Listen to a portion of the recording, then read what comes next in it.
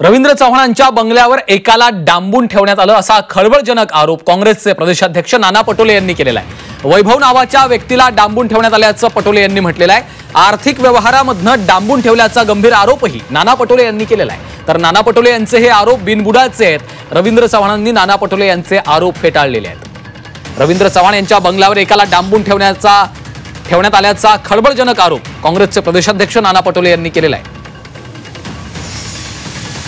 रवींद्र चव्हाण नावाचे त्यांचे माजी मंत्री आणि आता आमदार त्यांच्या बंगल्यावर वैभव नावाचा एका पोराला किडनॅप करून ठेवलेला आहे।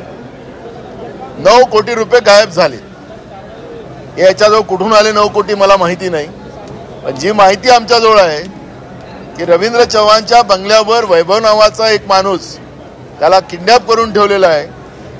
9 कोटी गायब झाले, त्याच्याकडून 4.5 कोटी रुपये वसूल केले गेले आहेत। 4.5 कोटी रुपये मिळाले नाहीत म्हणून त्याच्यावर तिथे अत्याचार चाललेला आहे, अशी पण माहिती आमच्याजवळ आलेली आहे।